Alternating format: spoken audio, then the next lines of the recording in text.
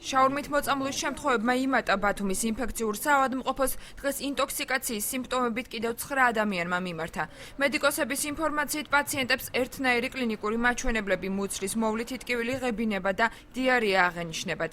მოწამლული პაციენტები ძირითადად საშუალო ასაკის არიან. დღეს მდგომარეობით ერთნაირი კლინიკური ნიშნებით ინფექციურ საავადმყოფოს მიმართა 21 პაციენტმა, 21 პაციენტიდან ერთი დღესაც სტაციონარ მკურნალობას გადის ინფექციურ საავადმყოფოში, 2 ამბულატორიულად მკურნალობს, დანარჩენი პაციენტი უკვე გაწერილია და ბინაზე იმყოფება, მათი მდგომარეობა დამაკმაყოფილებელია. საავადმყოფოში ამ ეტაპზე ამბულატორიულ მკურნალობას ერთი პაციენტი გადის, რომელიც სტაციონარში უკვე მესამე დღე არჩება.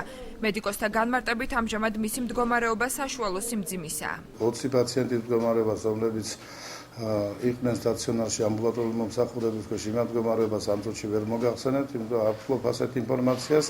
სტაციონარში მყოფი პაციენტის მდგომარეობა საშუალო სიმძიმისაა, მის სიცხეს საფრთხე არ ემუქრება. გავრცელებული ინფორმაციით ახალი მოწამვლის ფაქტები სავარაუდოდ კვლავ ჭავჭავაძის 7 ნომერში მდებარე საშაურმეს უკავშირდება. ობიექტის მეპატრონი აცხადებს, რომ საშაურმე იჯარით აქვს გაცემული და მას შემოწმების დასკვნის მიუხედავად ნებისმიერ შემთხვევაში დახურავს.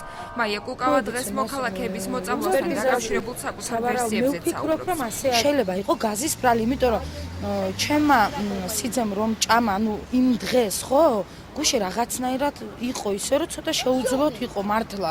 მაგას არავინ არ გამორიცხავს და არავის არც უნდოდა.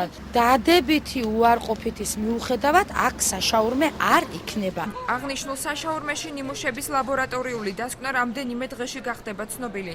მანამ კი საქართველოს სურსათის ეროვნული სააგენტოს სპეციალური ინსპექტორების ჯგუფის ჩამოსვლა და საშაურმეების შემოწმება მოხდება.